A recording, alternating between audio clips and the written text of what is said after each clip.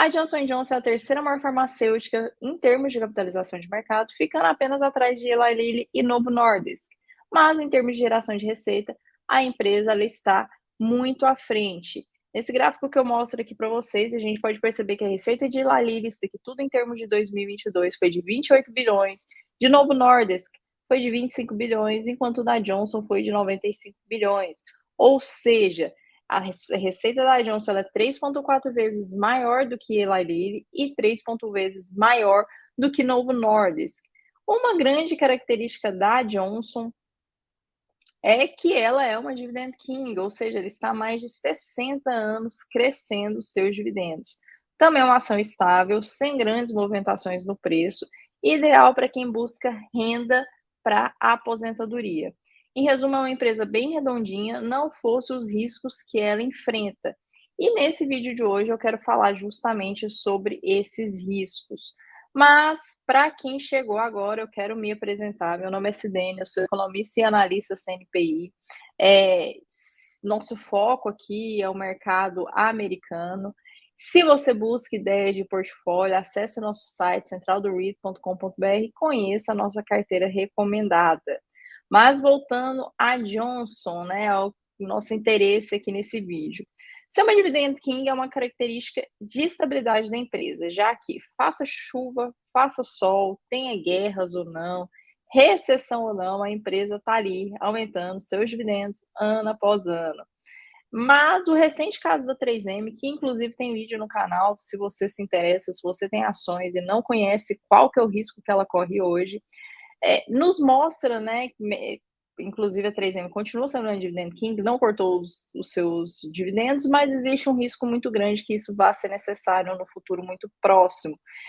Então, esse caso da 3M ele nos ensina, né, que nada é garantido no mercado financeiro. E isso nos traz ao tema do vídeo de hoje, que é a Johnson Johnson, outra dividend king, empresa que está muito presente no nosso cotidiano, desde produtos para bebês até fabricação de vacinas. A farmacêutica ela foi fundada. Deixa eu só passar o slide. Ela foi fundada em 1886 por Robert Wood Johnson, junto com outros dois irmãos. A primeira fábrica aberta em New Jersey tinha apenas 14 funcionários, sendo 8 mulheres e 6 homens. O propósito era criar a primeira fábrica do mundo a produzir compressa cirúrgica asséptica, pronta para o uso, né? E isso reduziria o risco de infecção. Apenas 6 anos depois da sua fundação, ou seja, em 1894, a empresa ela já possuía 400 funcionários. Então, ela saiu de 14 funcionários e foi para 400 funcionários espalhados em 14 unidades. E foi com a fabricação dessas compressas que teve início a expansão internacional da empresa, com a abertura da filial no Canadá em 1919. Em 1921, a Johnson lançou um dos seus produtos mais famosos, o Band-Aid, uma das suas criações, né, como eu disse, mais populares. A empresa atualmente ela trabalha atualmente não, que eu já explico por que não, mas atualmente. Até 2022, a empresa trabalhava em 3 divisões, a farmacêutica, Consumer Health, ou seja, a saúde ali do consumidor, e MedTech. A divisão farmacêutica é a mais representativa para a empresa, gerando mais de 50 bilhões em receitas em 2022. Recentemente, a Johnson separou seus negócios de saúde, né, de saúde do consumidor em outra empresa, a Kenvue.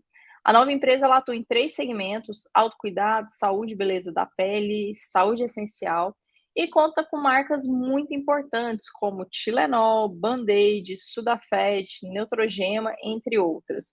No final de agosto, a separação foi concluída, de forma que a Kenvue agora é uma empresa totalmente independente da Johnson, mas a Johnson ainda fica com uma participação de 9,5% sobre a Kenvue. Bom, eu fiz aqui um panorama geral, né? Mas o objetivo do vídeo é hoje. Se você está assistindo, você quer saber quais são esses riscos da Johnson. Você provavelmente deve ter ação ou pensa em ter para sua aposentadoria e quer saber quais são esses riscos. E é justamente sobre eles que eu vou comentar nesse vídeo. Mas antes eu quero falar também de outra coisa que vai ser necessário para a gente entender sobre esses riscos da Johnson, que é sobre o amianto. Fibra de origem mineral e natural e conta com características muito desejáveis, como resistências a altas temperaturas, flexibilidade e durabilidade, é um bom isolante acústico e térmico, enfim, existem ainda outras características que não cabe nós ressaltarmos aqui. Ele é muito utilizado pela construção, na construção civil ali em países subdesenvolvidos, já que em países desenvolvidos a utilização do amianto ele é proibido. E aí você pode se perguntar por que que o amianto é proibido em países desenvolvidos? Porque a exposição ao amianto está relacionada à ocorrência de diversas doenças, sendo reconhecidamente cancerígeno para os seres humanos. Não há, né, não se encontrou ainda nenhum nível seguro à exposição dessas fibras do amianto. E aí os principais acontecimentos relativos a essa exposição do amianto são asbestose, não sei se eu até coloquei aqui, acho que não, que é uma doença causada pela deposição dessas fibras nos alvéolos pulmonares. O câncer de pulmão, né, que também está associado a outros tipos de adoecimentos. Estima-se que 50% dos indivíduos que tenham aquela asbestose venham a desenvolver o câncer de pulmão.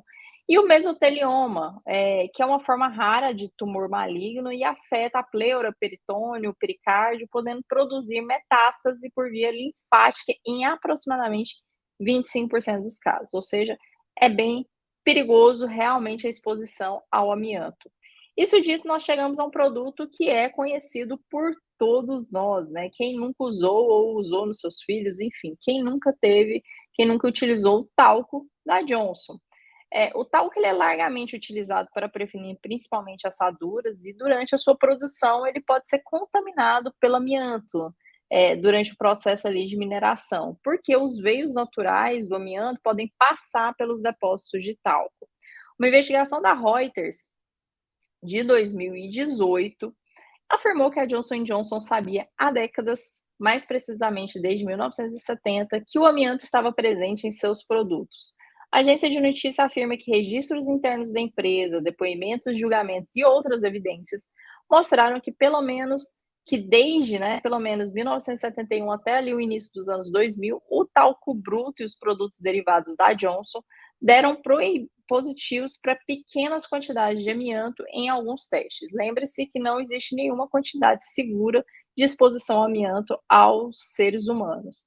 Ainda em 2018, a Johnson foi condenada, tá aqui uma reportagem do New York Times, foi condenada por um júri em Missouri a pagar 550 milhões em indenizações e 4,14 bilhões em danos positivos, em um caso relacionado ao talco, que continha apenas 22 reclamantes, né? Apenas 22 mulheres nesse caso.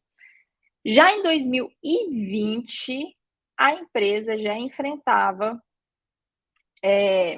não é essa reportagem que eu quero mostrar, mas já em 2020 a empresa enfrentava mais de 20 mil ações judiciais relacionadas ao talco para bebê e a sua ligação à ocorrência de câncer.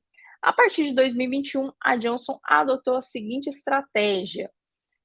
Ela criou a LTL Management LLC, subsidiária que detém e administra as ações judiciais. Essa subsidiária ela foi formada e recebeu permissão para entrar com o processo do capítulo 11 na Carolina do Norte. Esse processo capítulo 11 é justamente o processo de pedido de falência. Então, foi criada uma subsidiária que entrou com pedido de falência. E essa subsidiária seria responsável por deter e administrar todas essas ações judiciais. A Johnson iria financiar sua subsidiária, a LTL, para pagamentos dos valores para os tribunais de falência, que o tribunal de falência determinasse serem devidos, né, pela LTL responsável por todas essas ações. E além de estabelecer um fundo fiduciário de 2 bilhões e alocar receitas de royalties, aproximadamente 350 milhões para liquidar reivindicações futuras. Então, lá em 2021, a Johnson criou a sua subsidiária e propôs o seguinte acordo: nós damos 2 bilhões, nós faremos um acordo de 2 bilhões mais 350 milhões para sanar todas essas reclamações que existem. Em resumo, o objetivo aqui da Johnson, conhecida como Texas Two-Step, era deter uma avalanche de processos judiciais, já que os demandantes precisariam chegar a um acordo global, precisaria chegar a um consenso, pois quem estava responsável por administrar essas ações estava entrando com pedido de falência. Em janeiro desse ano, o tribunal rejeitou esse pedido de falência da Johnson, citando que a subsidiária LTL não estava com dificuldades financeiras. Em abril, a Johnson, ainda abril desse ano, a Johnson entrou com um novo pedido de falência, com o compromisso agora de pagar 8,9 bilhões a valor presente. Lembrando que o acordo anterior previa um pagamento de 2 bilhões, a Johnson aumentou para 8,9 bilhões, pagáveis ao longo de 25 anos, para resolver todas as reivindicações, tanto atuais quanto futuras, sobre o talco, que representa um aumento, né, como eu falei, de 2 para 8,9, 6,9 bilhões de aumento em relação àquele valor ofertado ali em 2021. Esse segundo pedido também foi rejeitado, e aqui está a notícia. O juiz Kaplan, segundo ele, os processos pendentes não colocaram a empresa em dificuldades imediatas, então não colocam a subsidiária LTL Management em dificuldade imediata, de forma que ele rejeitou o seu pedido de falência. Com esses pedidos de falências da LTL, os cerca de 38 mil processos haviam ficado suspensos. Então, o objetivo da Johnson era justamente isso: suspender todos esses processos que estavam em andamento, para que houvesse, né, um acordo global, já que a empresa responsável estaria falindo. Como o juiz, como o juiz precisa de um tempo, tanto o juiz quanto o júri, enfim, todo o tribunal precisa de um tempo para julgar isso, todos esses processos ficariam suspensos. Mas ocorreu uma exceção nesse ponto, que aqui é uma exceção que a gente vai comentar nesse vídeo, que é o caso do Emory Hernandes, que foi autorizado a ser litigado devido à curta duração de tempo de vida restante desse homem. Ele é um jovem de apenas 24 anos, que alega ter desenvolvido mesotelioma no tecido ao redor do coração, devido à exposição dos produtos de talco da Johnson. O advogado da Johnson alegou que não havia nenhuma evidência ligando o seu tipo de mesotelioma ao amianto, ou mesmo de que Hernandes havia sido exposto ao talco, já que não tem como provar, né, que você foi exposto ao talco. Enquanto isso, a mãe do jovem, por outro lado, alegou que teria usado grandes quantidades de talco de bebê da Johnson quando Hernandes era bebê e durante a sua infância. O resultado foi que o júri condenou a Johnson a pagar 18,8 milhões em indenização. É razoável, né, considerando todo esse cenário, que a maioria dos demandantes, voltando ali ao acordo da LTL Management, que a maioria dos demandantes, eles irão preferir um acordo extrajudicial do que esperar um resultado julgado caso a caso, né? Do que esperar um resultado tão bom. É claro que, se você entrar num acordo, esses demandantes, eles não vão receber um valor de 18 milhões, mas vão receber um valor bem inferior a isso. Mas, por outro lado, é bem melhor entrar com acordo, né, conseguir fazer um acordo extrajudicial, já que o processo ele é muito mais demorado, bem como incerto. Mas a condenação no caso do Emory, ele certamente aumenta um risco para Johnson, né, de que o número de requerentes busquem compensação individual, trazendo mais mídia para a empresa, bem como maior risco financeiro para a empresa. De toda forma, é de interesse tanto da Johnson e, claro, para nós acionistas, que um acordo seja feito de uma vez por todas. Apesar do segundo pedido de falência da LTL Management ter sido negado, o ponto positivo aqui é que houve forte apoio dos demandantes para aceitar esse acordo. Ou seja, a Johnson ela deve estar muito próxima de conseguir encontrar um número que seja aceito. O que nós sabemos é que esse número certamente é maior que os 9 bilhões, os 8,9 bilhões, né, ofertado anteriormente. Mas o caso da Johnson aqui, ele também nos mostra que, além de entender o negócio da empresa, é necessário também fazer a devida diligência acerca dos riscos legais que a envolvem. Mas, de toda forma, a perspectiva para a Johnson ainda é muito boa, é uma perspectiva melhor do que para a 3M, por exemplo. Gostou do vídeo? Conhece alguém que tem Johnson? Compartilhe o vídeo. Lá no início do vídeo eu comentei que o segmento de saúde do consumidor havia sido separado, né, em uma nova empresa que agora é a Kenvue, e você pode estar perguntando, a Kenvue fica com prejuízo? Sim, toda ação que ocorrer nos Estados Unidos ou no Canadá é de responsabilidade da Johnson, enquanto toda ação que ocorrer no exterior será de responsabilidade da Campbell.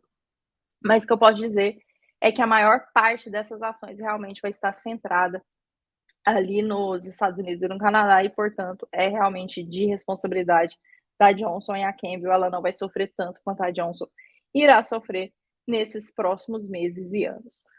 Gostou do vídeo? Um abraço e até a próxima.